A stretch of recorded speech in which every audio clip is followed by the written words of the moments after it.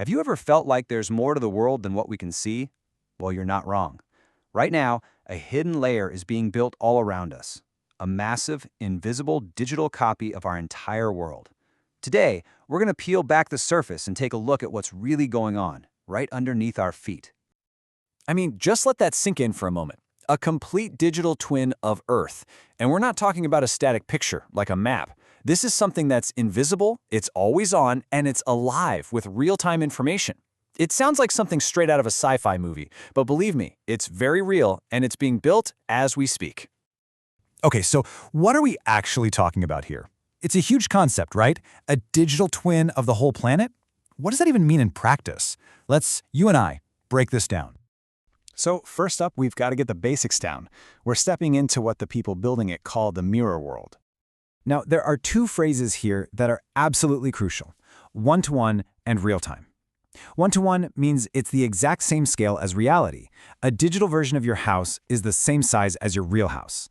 And real-time means when something changes out here, in our world, it changes in the mirror world instantly. So this isn't just Google Earth, It's a living, breathing, functioning replica. And this is where it gets really interesting.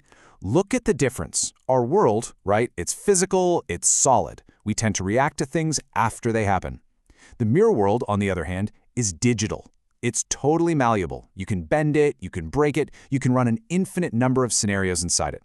Which means it isn't just reactive, it can be predictive. And that ability to predict, that's the whole point. But for any of that to work, the twin has to be plugged into our world. Right. So for this digital twin to truly be alive and up to date, it needs a way to connect to our physical reality. It needs senses. So how on earth does it see and hear and feel everything that's going on? Well, it's through this huge web of technologies that are, frankly, already all around us. You've got billions of Internet of Things sensors. They're like the world's digital nerve endings, constantly measuring everything from the traffic on your street to the temperature in a building. You have biometric logs tracking human data.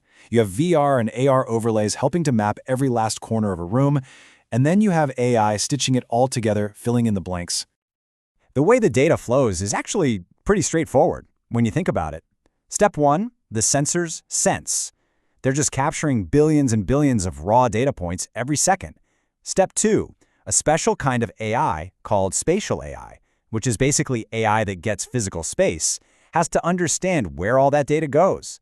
And finally, step three, it updates the model. This loop, sense, understand, update, is happening constantly, millions of times every single second, all over the planet. So let's back up. We've established there's this mind-bogglingly complex, real-time digital copy of our planet. The obvious question then is, why? What is the point? What do you do with something like that? And the answer is where this whole thing goes to another level. The mirror world is, for all intents and purposes, the ultimate sandbox. It's a place where we can ask, what if, on a planetary scale? What if we rerouted this city's entire traffic grid? What if we built a new seawall right here? We can test these massive decisions millions of times, see every possible outcome, before we spend a single dollar or move a single brick in the real world. And to make this a little more concrete, think about the idea of digital twin cities. A city planner could literally simulate a major earthquake. They could watch and see exactly how their emergency services would respond, where the traffic jams would be, and figure out how to make their plan better, all without any real-world risk. Or they could test how a new skyscraper might change the wind patterns downtown. It completely removes the guesswork from building our future cities. This is the power loop, right here.